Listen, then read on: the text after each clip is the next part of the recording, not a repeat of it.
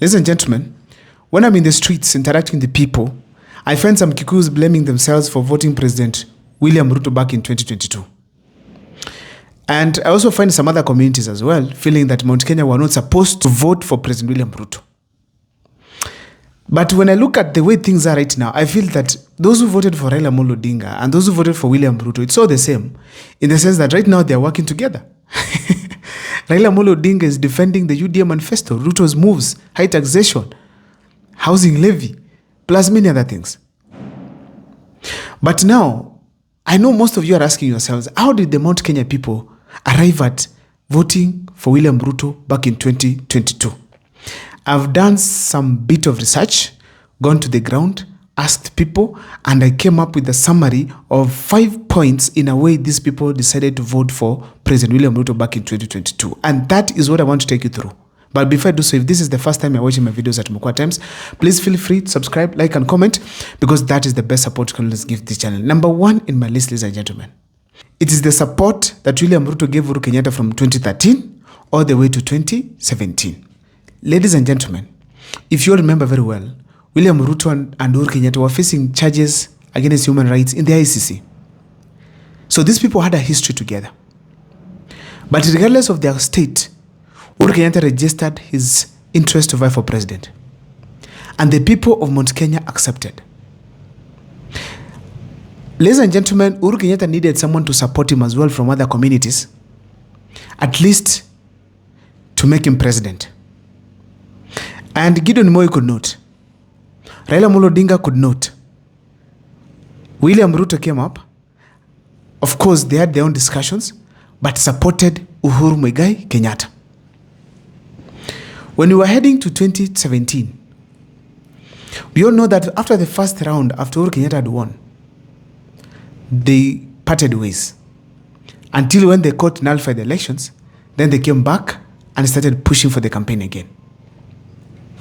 The fact remains that they were not in good terms. But William Ruto decided to stick with Uhuru Kenyatta to the end. And in fact, William Ruto did campaigns in the country a lot. He could go to 3 or 4 counties in a day. They used a lot of money for the campaigns. That was a clear indication that William Ruto supported Uhuru Muigai Kenyatta. So when it came to 2022, the people of Mount Kenya could weigh. This gentleman called Ruto has supported our president, our Mudhamaki. But this one called Raila Amolo Odinga has never supported him. He opposed him, both in 2013 and in 2017. He not only opposed him, but even then he pushed for a case in court that led to the nullification of the 2017 general elections. So they settled comfortably on William Ruto. And that is how they left Uhuru Kenyatta's candidate, Raila Amolo Odinga. That was the factor number one. Number two, Uhuru's handshake with Raila Amolo Odinga. First, Raila Amolo Odinga took the blame for Uhuru's flaws in his government. We all know that during Uhuru Kenyatta's time, there was also excessive borrowing. During Uhuru Kenyatta's time, cost of unga went up to 250. You all remember that? Ladies and gentlemen, Raila Amolo Odinga by then was in the handshake government and he could not say even anything about that. So people were watching. How is Raila Amolo Odinga behaving with Uhuru Kenyatta while in government? And they noticed, if we bring in Raila Amolo Odinga, it will just continue the same things that Uhuru Kenyatta has been doing that are hurting Kenyans in some way or the other. So by the time Uhuru Kenyatta was supporting Raila Amolo Odinga, the people of Mount Kenya had made a decision. Raila Amolo Odinga cannot lead us. Raila Amolo Odinga tried taking elders to Siaya, taking elders from Siaya all the way to Nyeri, but still it did not work. Apart from that, ladies and gentlemen, the history of Raila Amolo Odinga and the people of Mount Kenya is not good. You opposed Kibaki seriously.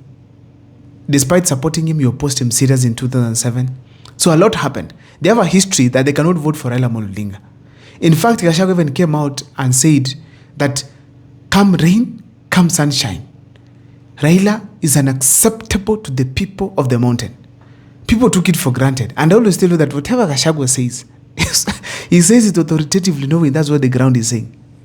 So in a nutshell, during that time, the people of Mount Kenya still, regardless of Uhuru Muigai Kenyatta working with Raila Amolo Odinga, still also the people of Mount Kenya had the other reasons to reject Raila Amolo Odinga. So it was not their candidate. Perhaps if they could have brought another candidate, someone was arguing to me that if Matiang'i could have been at the ballot back in 2022, probably it could have been a different case right now. Another thing, ladies and gentlemen, it's poor succession. The succession politics of Mount Kenya was done poorly by Uhuru Kenyatta. By the time he was exiting, he had not groomed someone to come and take it up. So he left a certain gap that could not be filled by Martha Karua, because Martha Karua was just a running mate of Raila Amolo Odinga. So she was brought in by Raila Amolo Odinga. So, ladies and gentlemen, Mount Kenya needed someone to step up. And that gap, Gachagua identified it and took it up. So it happened that by the time Uhuru Kenyatta is realizing that Gachagua was taken over, it is too late. So that poor succession made the people of Mount Kenya say that, now that Uhuru Kenyatta did not give us someone, Gachagua here has emerged. Let us die with him. And that is how also Raila Amolo Odinga was able to be beaten and William Ruto get supported by the people of Mount Kenya. Apart from that, it is William Ruto's tactics.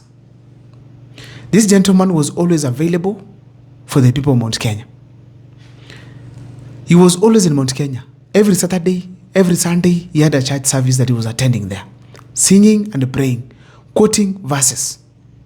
So all these things while they were happening, William Ruto was creating certain connection between him and the people of Mount Kenya. So such a kind of an association with the people of Mount Kenya made William Ruto look to be far much more closer to the people than Raila Amolo Odinga, who went there a few number of times. Another thing, ladies and gentlemen, is the church. The church gave William Ruto a platform. Most of the influential pastors, bishops, reverends, ladies and gentlemen, they supported William Ruto. They gave him a platform to campaign. There's a church in Nairobi where William Ruto's pictures and videos were playing in the background on a screen as the pastor was preaching. A clear indication that they were really devoted to support President William Samoei Arap Ruto. Apart from the church and the presence and his accessibility, because we know very well William Ruto was very accessible to the people of Mount Kenya, ladies and gentlemen, also William Ruto used a very good, soft and humble language to the people of Mount Kenya. Mimi nataka munipe tu miaka 5. Nisipoweza msinirudishe. Lakini nikifanya kazi mnipe ingine 5. Alafu anacheka. The people of Mount Kenya. So ladies and gentlemen, that is how it worked. Eventually you realize that now William Ruto received the support of the people of Mount Kenya. As simple as that. Another thing that led to William Ruto winning also the Mount Kenya region, it is the Gashagua's factor. Some of you say by the time Gachagua was coming in, William Ruto had taken the mountain. Yes, to some extent it's true. But now, kuna kuweka vitu kwa nyumba, alafu kuna kuzifungia ndani ya nyumba. So Rigathi Gachagua did what you call locking. He did his campaigns majorly in Lamu, where Kikuyus are dominating, in Mount Kenya as well. And he did serious campaigns. As Martha Karua was in Eldoret, was in Kisumu, Rigathi Gachagua was in the Mountain Kenya region. He was in Nakuru here, went to Nyandarua, went to Murang'a, went to Nyeri, went to Kirinyaga, went to Laikipia, holding meetings with the people of those regions. And eventually that is how, ladies and gentlemen, he was able to help lock the Mount Kenya region. Apart from that, Gachagua also offered some defense to utterances from what we call the Azimio team. So the moment they said something, he could counter. Uhuru Kenyatta akiongea, ana counter. So as a result, the people of Mount Kenya remained solidly behind President William Samoei Arap Ruto.